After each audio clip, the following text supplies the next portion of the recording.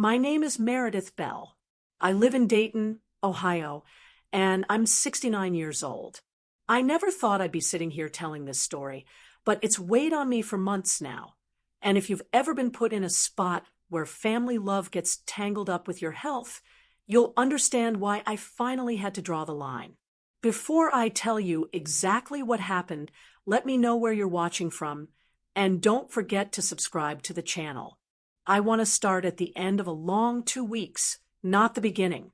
I was just getting over one of the worst flus I've had in years. It knocked me flat. My doctor had told me more than once, "Meredith, at your age, even an ordinary flu can turn into pneumonia. You have to be careful. Avoid exposure."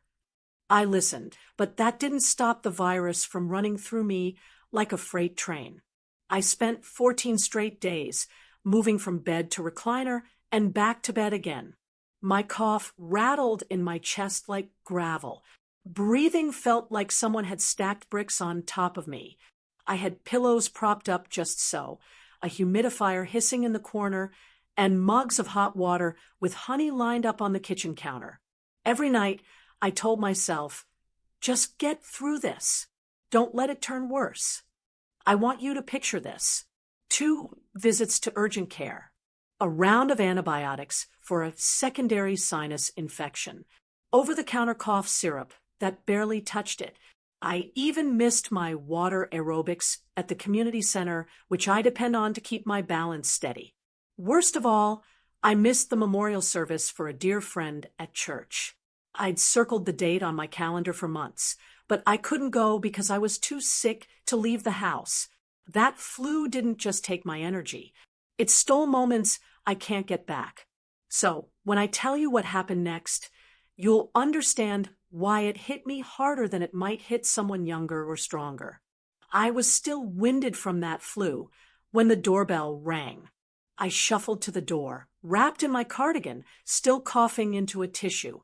I opened it, and there stood my son Fred and his wife Brenda.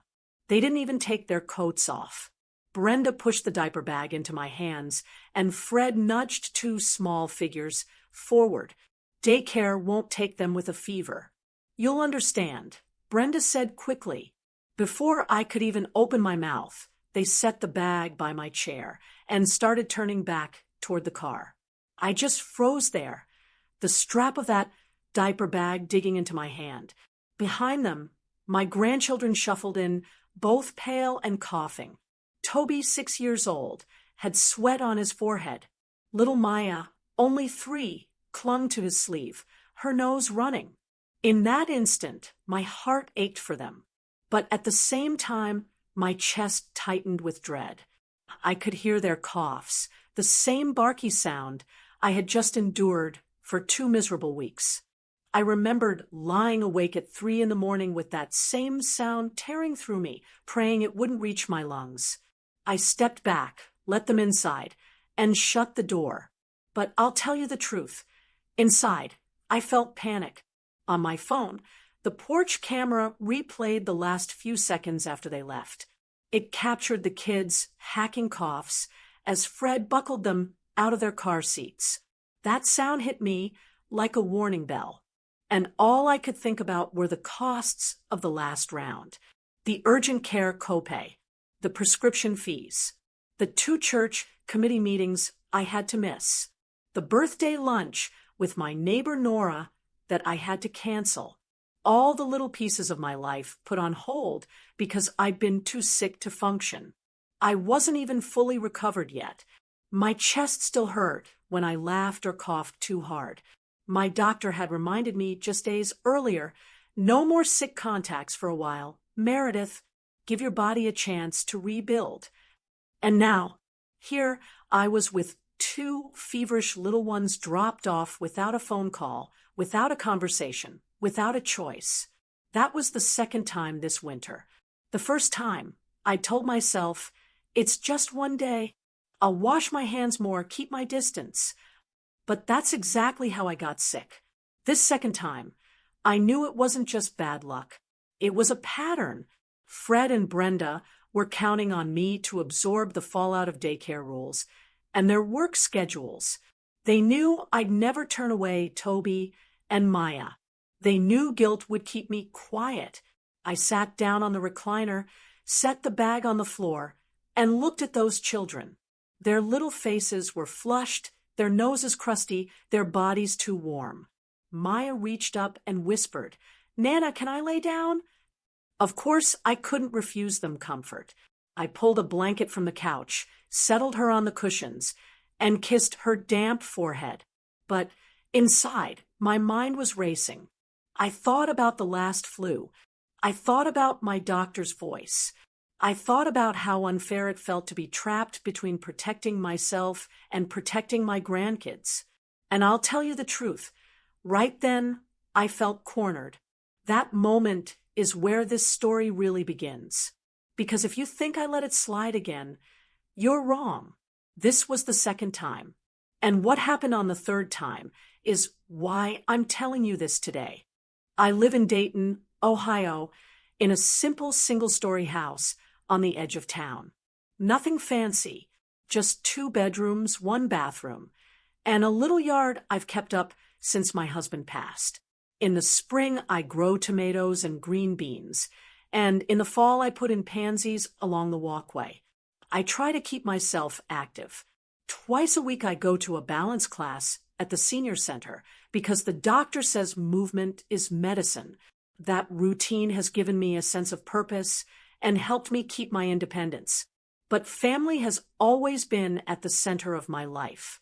My son Fred, his wife Brenda, and their 2 children, Toby and Maya, are my pride and joy. I want to be part of their lives. I want my grandchildren to know that their Nana's door is always open. That's what makes this so complicated.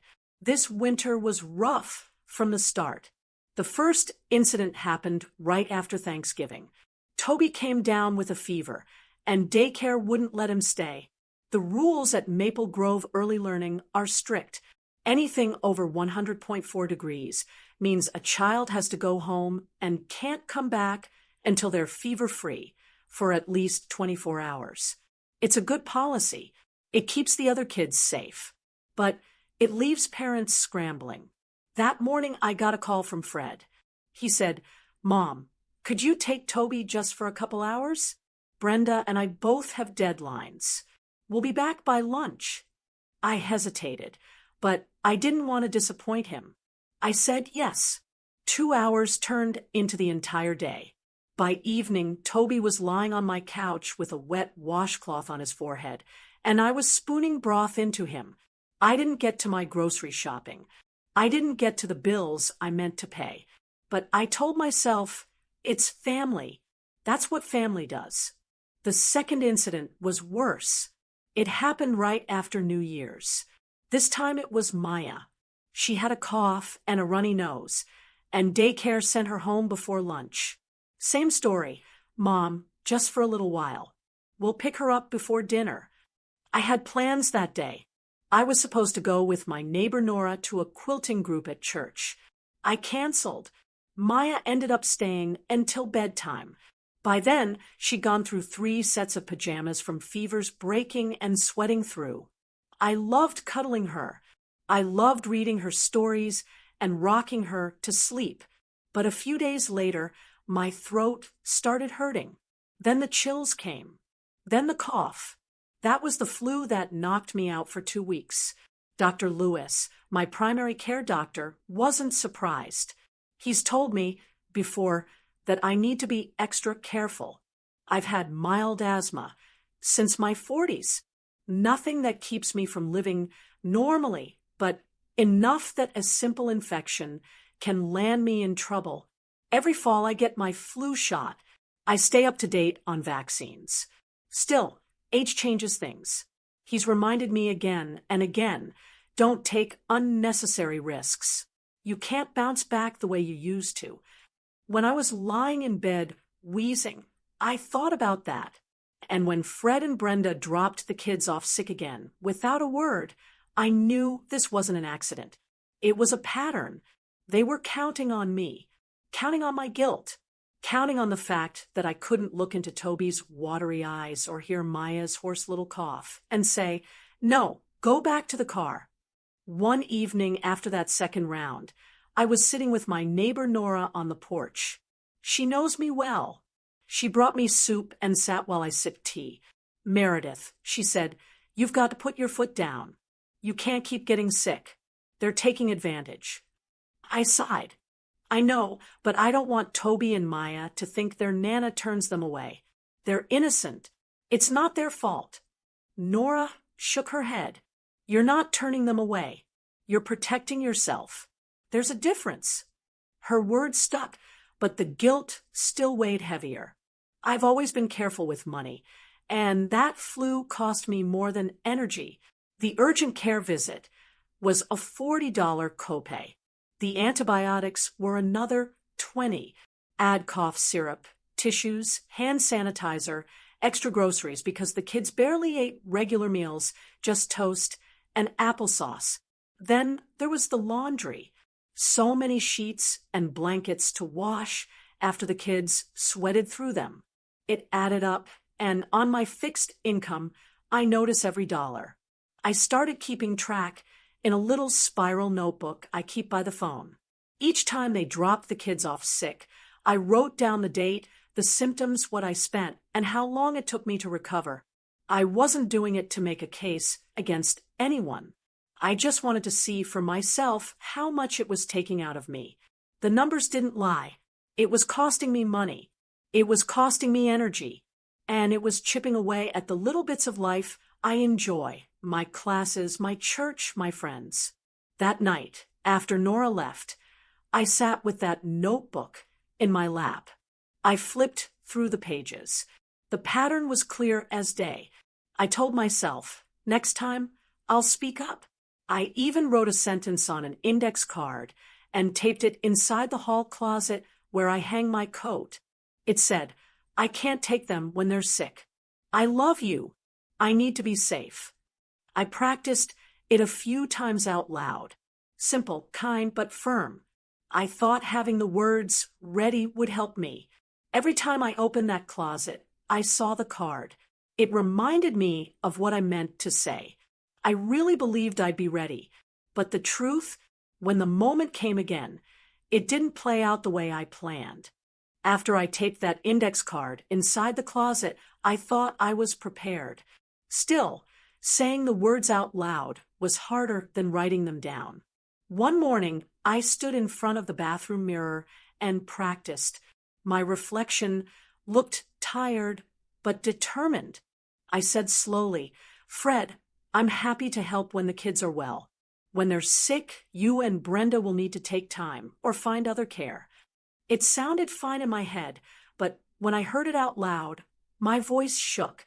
I tried again, louder this time, clearer. I said it 3 or 4 times until it felt less foreign coming out of my mouth. But I'll admit, even practicing made my stomach twist. There's a voice in every mother's head that says, if you say no, you're failing them. That voice has followed me since Fred was a boy. I fed him when I was sick myself. I stayed up nights with him when he had ear infections. I always put him first.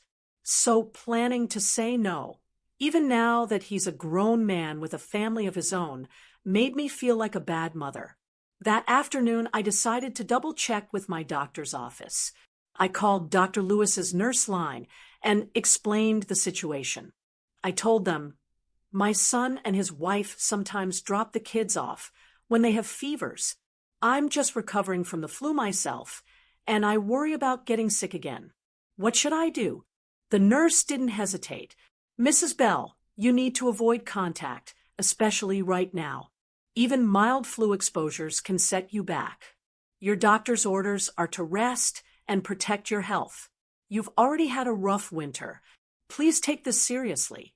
I wrote down those words, doctor's orders, on a sticky note and pressed it right under the index card in the closet. I wanted no room for doubt when the time came.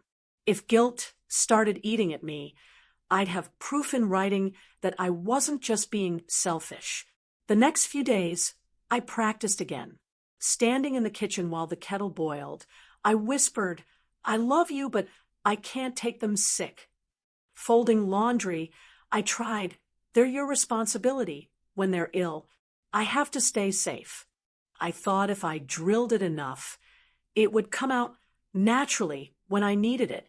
But here's the truth. No amount of rehearsal can erase the tug at a grandmother's heart.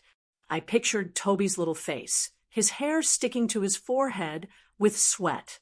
I pictured Maya reaching her arms up, asking to be held. The idea of turning them away tore at me. At the same time, I remembered lying in that recliner for days, coughing until my ribs hurt, praying I wouldn't end up in the hospital. I remembered the doctor warning me that pneumonia at my age can be dangerous. I reminded myself that staying healthy isn't selfish. It's survival.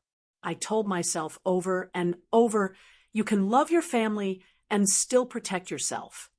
Then came the test. 2 days earlier than expected, my porch camera pinged. I glanced at my phone and saw Brenda's car pulling into the driveway. My heart sank. It wasn't their normal schedule. I hadn't even heard from them that morning.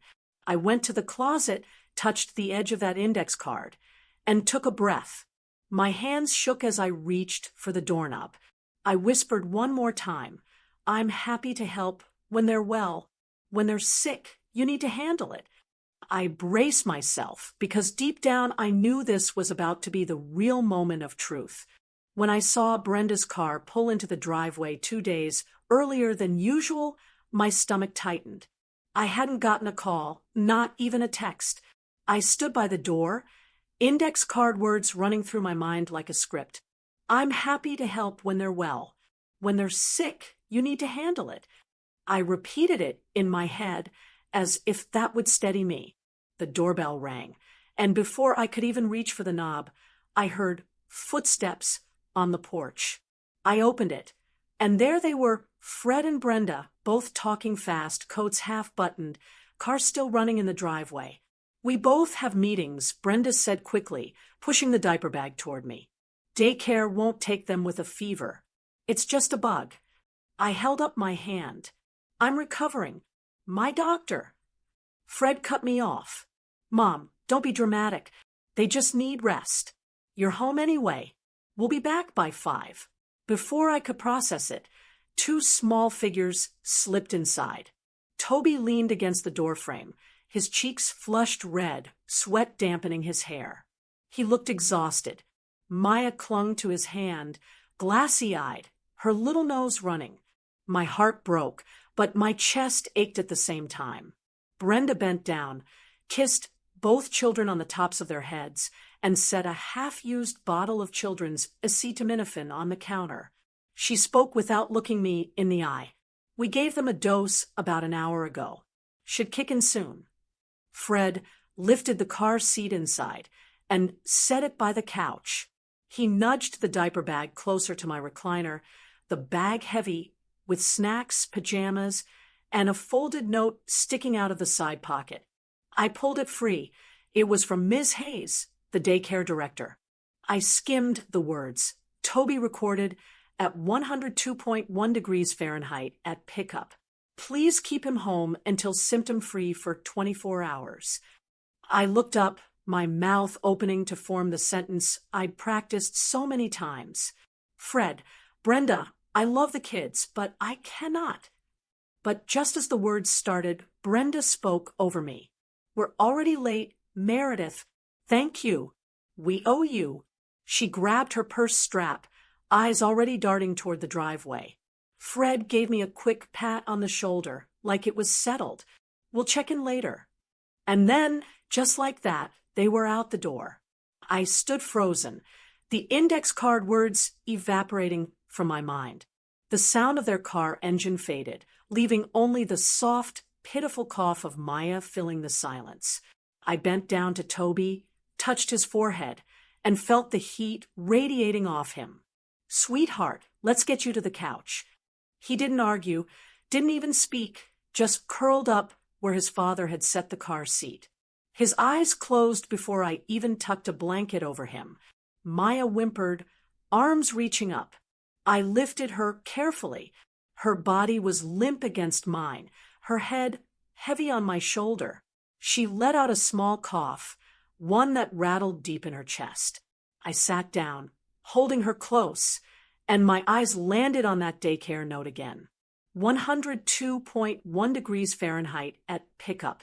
I wanted to scream, to run outside and stop the car. But I was alone now. The choice had already been made for me. I tried again to recall the words on the index card. I can't take them when they're sick.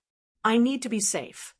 I practiced them for this very moment, but they had slipped through my fingers like sand. Instead, I was left with a blanket draped over Toby, Maya's warm body pressed against my chest, and the silence of my house filled only by the occasional cough. On the counter, the bottle of medicine sat next to the folded note. I noticed the line on the label, "Do not exceed 5 doses in 24 hours." I wondered how many had already been given.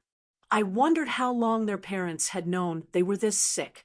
I set Maya down, gently on the couch beside her brother.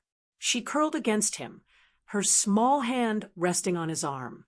They looked fragile, far too fragile for children their age. I sank into the recliner, heart heavy, chest tight, not just from worry, but from the scratch that had already returned to the back of my own throat. I knew that feeling all too well. It was the warning bell that trouble was coming. And still, I sat there, trying to gather myself, trying to make sense of what had just happened. This was the third time. Not the first, not the second, the third. And this time, I knew something had to change. The house was too quiet except for the sound of Toby and Maya's coughing. I went to the kitchen, pulled out the thermometer from the drawer, and checked Toby first. The numbers blinked back at me, 101.8 degrees Fahrenheit. Then I checked Maya, 100.9 degrees Fahrenheit. Both of them were running fevers. I sat down on the edge of the couch, phone in hand, and called Dr. Patel's office, the children's pediatrician. When the nurse answered, I explained the situation. "I'm caring for my grandkids today. Toby's temperature is 101.8. Maya's is 100.9. They were given acetaminophen about an hour ago. Can you remind me about proper dosing and what I should watch for?" The nurse was calm. "Make sure they stay hydrated. Alternate sips of water and clear broth if they don't want solids. Keep them cool with light blankets. If Toby's fever goes over 103, or if either child struggles to breathe, call us right away. Otherwise, just monitor." I thanked her, hung up and set to work. In the kitchen, I warmed up some broth I had in the freezer and poured it into 2 small bowls. I carried them to the living room. Toby barely opened his eyes, but he took a few spoonfuls. Maya refused at first, but when I dipped the spoon and offered it gently, she gave in and swallowed. Afterward, I dampened 2 washcloths with cool water and laid one across each of their foreheads. Toby sighed and whispered, "Thanks, Nana." It broke my heart. I tried to make the afternoon easier for them. I pulled a simple wooden puzzle from the toy basket, the one with farm animals they both liked. Maya pushed the pieces around half-heartedly, but at least it kept her distracted for a little while. Then I turned on a cartoon at low volume and let them curl up under a light blanket together. For a while, the house felt almost peaceful. The kids' breathing steadied. The cartoons murmured in the background. I sat in my recliner, sipping my tea, watching them. And in that quiet moment, I thought, this is what I love, being here for them. But then my eyes wandered to the closet door in the hallway. Inside, taped to the wall, was that index card with the words I'd promised myself I'd say. "I can't take them when they're sick. I love you. I need to be safe." I reached into my sweater pocket and felt the smaller copy I'd tucked there earlier. My fingers brushed the paper, and I felt the weight of what I'd failed to do. I had promised myself I would stand firm. Yet here I was again, caring for 2 feverish children while my own body was still recovering. That guilt twisted in me. I wasn't angry at Toby or Maya. They were just little ones, innocent in all of this. But I couldn't deny what it was doing to me. By late afternoon, I felt it, the telltale scratch at the back of my throat. It wasn't just dry air. I knew this feeling too well. The sandpaper ache that shows up before a cough, before the fever, before the misery of nights spent upright in a recliner. I swallowed hard, hoping it was my imagination, but it lingered. My chest tightened with worry. I remembered the last infection, 2 weeks lost, nights of shivering under blankets, lungs rattling with every breath. The doctor's warning echoed in my head. At your age, you cannot afford repeated exposures. Protect yourself. I looked at the children sleeping side by side on the couch. They looked so small, so helpless. My love for them was fierce, but it was tangled with fear. That index card in my pocket felt heavier than the paper it was. It was a reminder that I had broken my own boundary. I whispered to myself, love doesn't mean ignoring a warning. Because that's what this was, a warning. My throat was already sore. My body was telling me, this is too much. I pulled a blanket tighter around my shoulders and sat back, torn between the joy of being their comfort and the reality of what it was doing to me. This wasn't sustainable. Something had to give. And I knew then, sitting in that quiet living room with cartoons humming and fevers rising, that I couldn't go through another round of illness just to cover for Fred and Brenda's choices. The thought formed in my mind like a decision already made. Next time, I won't let this happen again. But as the evening shadows stretched across the living room floor, I also knew next time had already come. I had to remind myself, love doesn't mean ignoring danger. If you believe that too, show some support, like, and share this video. And if you don't agree, tell me in the comments why. Don't just sit quiet. That scratch in my throat wasn't going away. It was the same feeling that had started the last time, right before 2 weeks of misery. I could hear Dr. Lewis's voice as clear as if he were standing in my living room. Don't risk another infection. Meredith, pneumonia at your age is serious. I looked over at the couch. Toby was curled under the blanket, cheeks flushed, breathing fast through his mouth. Maya was tucked into his side, her little body rising and falling with shallow breaths. Both of them looked pitiful, and my heart squeezed. I coughed into my sleeve and whispered to myself, I can't be their sick day solution anymore. Not today. Not at this cost to my health. That was the moment of clarity. I stood in the kitchen, staring at the counter. The bottle of acetaminophen sat there, next to the daycare note. Beside it was the junk drawer. Inside that drawer was the card. Months earlier, Fred had handed me a credit card. Mom, this is for emergencies with the kids. Gas if you drive them somewhere, medicine if they get sick. Just for the kids. I had never touched it, but I knew it was still there, tucked under old rubber bands and takeout menus. I pulled the drawer open, and there it was, still in its sleeve. Fred's name printed on the front. My hand hovered over it. I argued with myself. Is this really an emergency? Am I crossing a line? Shouldn't I call them first? Then I coughed again. Hard, the kind that rattles. That was my answer. I picked up the phone and called Fred, but he didn't answer. Then I searched for local childcare. After a few tries, I found a service called First Class Care. Their website said, licensed professionals available for same-day sick child care. Pediatric nurse-trained caregivers. I dialed the number. A woman answered on the second ring. First Class Care, how can I help you? I explained everything. My grandchildren are 6 and 3. Both have fevers. One was recorded at 102.1 degrees Fahrenheit at daycare. They were given acetaminophen an hour ago. Their parents dropped them here, but I'm recovering from the flu myself. I need someone to watch them until 5 o'clock. She asked a list of questions: temperatures, medications, any allergies, emergency contacts. I gave her every detail. Then she said, "We can dispatch someone within the hour, but we do require immediate payment. Same day, emergency sick care is $350 for the day, all included." I hesitated only a moment. I pulled the card from its sleeve, read the numbers out loud, and confirmed the charge. She told me the caregiver's name, Angela, and that she was a certified pediatric nurse assistant. When I hung up, my heart was pounding, not just from the decision, but from the risk I knew I had just taken.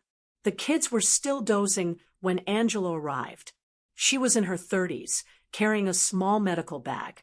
She wore scrubs, showed her ID badge, and introduced herself kindly. Angela settled right in. She took off her coat, washed her hands at the sink, and moved like someone who'd been in many homes like mine before. She knelt on the rug beside the couch where Toby and Maya were resting and spoke to them gently. "Hi, I'm Angela. I'm going to take care of you today, while Nana gets some rest.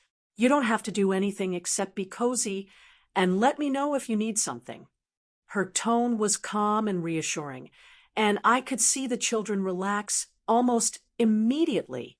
Toby opened his eyes just long enough to nod, then closed them again. Maya clutched her stuffed bunny tighter, but leaned toward Angela when she adjusted the cool cloth on her forehead. Angela pulled out her digital thermometer and checked them both.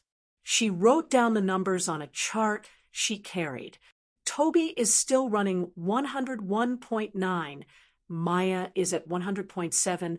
She said quietly to me, "They're both stable, but I'll monitor every hour." I handed her the bottle of acetaminophen and the daycare note. "They last had a dose around noon," I explained. She nodded and added it to her log. There was something about watching a professional step in that gave me peace.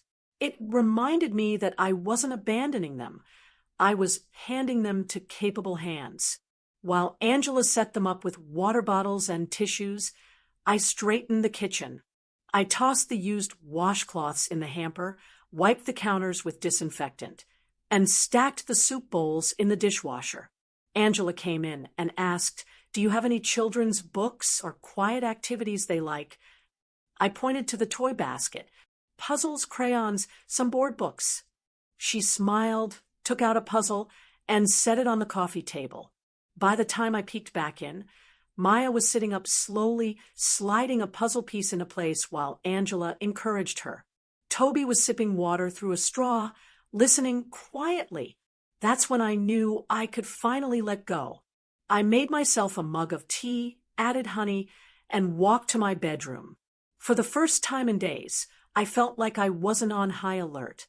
I closed the door, but left it cracked just enough to hear faint voices down the hall. From my chair, I listened to Angela's calm instructions and Maya's tiny giggles when a puzzle piece fit. It felt like the sound of relief. I pulled the blanket over my lap and leaned back, letting my body rest. My throat was still scratchy, but at least I wasn't forcing myself to keep up with everything. I knew if I pushed any harder, I'd end up back, where I started, sick and stuck in bed for weeks. An hour later, Angela tapped softly on my door. "Mrs. Bell, both kids are resting again." They drank some water, ate a bit of applesauce, and I gave Toby his next dose on schedule. "Everything's written down for you." She handed me a copy of her chart. Temperatures, times, medications, all noted neatly. It looked like something out of a doctor's office. I thanked her, then asked, "Are they all right?" "They're fine for now. Tired, but that's normal with fever. I'll be here until 5, and I'll call if anything changes." I nodded. "I appreciate this more than you know." She smiled.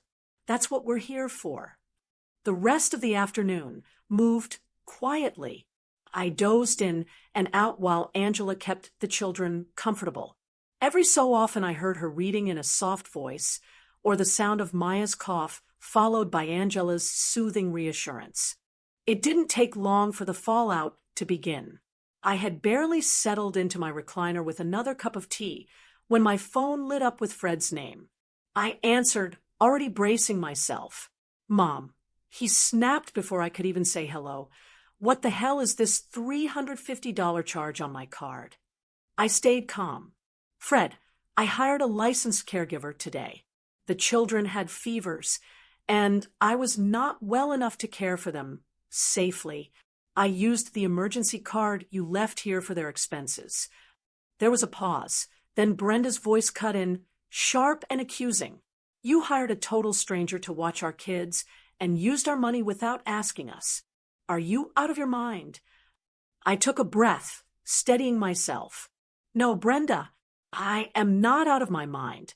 Let me remind you of the facts. You dropped the children here with no warning.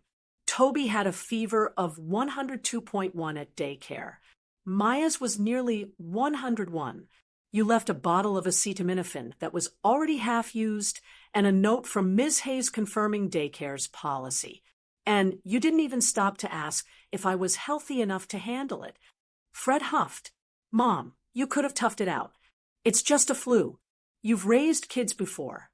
Fred, I said firmly, 3 weeks ago I was laid up with that very flu. I missed church.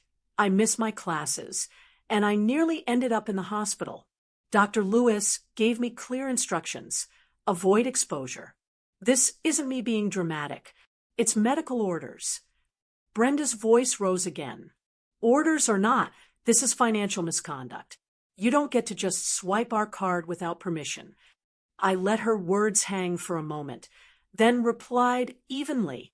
You abandoned your sick children in my home. I found a safe, professional solution. That is not misconduct. That is being responsible. Since they are your children, you are responsible for the cost of their care. Fred muttered something under his breath, then barked, You didn't even ask us. You could have called. We would have figured something out. Fred, I said, trying to keep my voice steady, I did call you. You didn't answer. The caregiver was here within the hour, trained, licensed, and prepared. She monitored their temperatures, logged their medicine times, and kept them safe. Would you rather I ignored my doctor's warnings and ended up in the hospital while your children lay sick on my couch? There was silence on the line for a moment. Then Brenda snapped, This was our emergency, not yours. You had no right. I replied, Exactly, Brenda. This was your emergency, not mine. And yet you made it mine. That is the difference. I handled it in the safest way possible for them and for me. At that moment, Angela, the caregiver, stepped into the kitchen to gather her things. She handed me the care log she had kept throughout the day. Every temperature check, every dose of medicine, every sip of water, recorded in neat handwriting. I looked at it and felt relief. When I ended the call with Fred and Brenda, I snapped a picture of the log and sent it to both of them. Along with it, I typed, This is what professional care looks like. You left no plan. I made one. Later that evening, my neighbor Nora dropped by with a casserole. When I told her what happened, she shook her head. You're braver than me, Meredith. I'd have just called 911 and let the paramedics take it from there. They're lucky you found a qualified person instead. I smiled at that, though inside I still felt the sting of Fred and Brenda's anger. After Angela left, I cleaned the credit card with a cloth, slid it back into its sleeve, and returned it to the drawer. This time, I tucked a note inside with it. The note read, Used responsibly. Your kids, your bill. I stood there in the quiet kitchen, staring at that drawer, and realized the conflict had shifted. This wasn't just about my health anymore. It was about respect, responsibility, and money. I didn't know how ugly the next conversation might get, but one thing was certain. I had finally stopped letting guilt make the decisions for me. I cleaned the card, put it away, and left the note. Used responsibly. Your kids, your bill. If you think that's fair, subscribe and share this story. If you think I crossed a line, say it in the comments. I want to hear it. The next morning, my phone buzzed with a text from Fred. We're coming over at 10. We need to talk. At least this time, they announced themselves. I spent the hour before they arrived getting ready, not just with tea and tissues, but with a clear plan. On the kitchen table, I set a single sheet of paper. I had typed it on my old laptop, printed it, and signed it at the bottom. It was simple and direct. When they walked in, they didn't storm this time. They looked tired, embarrassed even, but still defensive. Brenda crossed her arms. Fred rubbed the back of his neck. I gestured to the table. Sit down. We're going to do this calmly. Brenda didn't sit at first. Mom, you went too far. That was out of line. I held up my hand. Before you start, you need to listen. I've written down what I should have said months ago. Fred sat down slowly, and Brenda followed. I slid the page across the table. It read, "From this day forward, I will always love my grandchildren, but I will not risk my health because you are irresponsible. From now on, the rule is simple. If they are too sick for daycare, they are too sick for me. I am happy to help when they are well, and I can assist with pre-planned pickups or healthy days. But I cannot accept sick care. If daycare calls, you must make arrangements yourselves, whether that means taking time off work, using backup care, or calling Sandra." Signed, Meredith Bell. March 14th. They both stared at the page. Fred looked up first. "Mom, come on. You're really making this official." "Yes," I said firmly, "because talking hasn't worked. You keep treating me like the fallback plan, no matter what it costs me. This makes it clear for everyone." Brenda's voice sharpened. "You embarrassed us. Do you know how it feels to get a charge alert like that and realize our kids were with a stranger?" I kept my voice calm. "Your children were never with a stranger. They were with a licensed nurse-trained caregiver from a reputable service. She kept a detailed log of their temperatures and medicine. That's more than either of you left with me." Fred frowned. "We thought you wanted to spend time with them." "I do," I said softly. "More than anything. But there's a difference between joyful time with grandchildren and being forced into sick care that puts my health at risk. I was still recovering myself. You didn't ask. You assumed. And I cannot allow that again." For once, neither of them had a quick comeback. I tapped the paper. "This isn't punishment. It's a boundary. When they are healthy, I am here. When they are sick, you are the parents. It is your responsibility to handle it. That's the new rule." Brenda leaned back, arms crossed tighter. "So you're saying if daycare calls again, you'll just say no?" "Yes," I answered, without hesitation. "If they're too sick for daycare, they're too sick for me." I let the silence settle. Then I spoke one last time. "I raised my child. My job now is to be Nana, not to sacrifice my health because you won't face hard choices. I want to be around for years to come, to see birthdays, graduations, and weddings. That means I must protect myself. And that means respecting this boundary." Fred let out a long breath. "I guess we don't have a choice."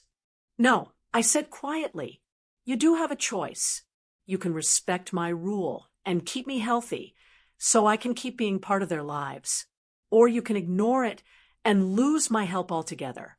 The decision is yours." They didn't like it. I could see that plain as day. But for the first time in months, I felt steady. The rule was no longer just words taped inside a closet. It was out in the open, dated, signed, and unshakable. And this time, there would be no going back. 2 weeks passed, and the scratch in my throat never turned into anything worse. I took it as a blessing.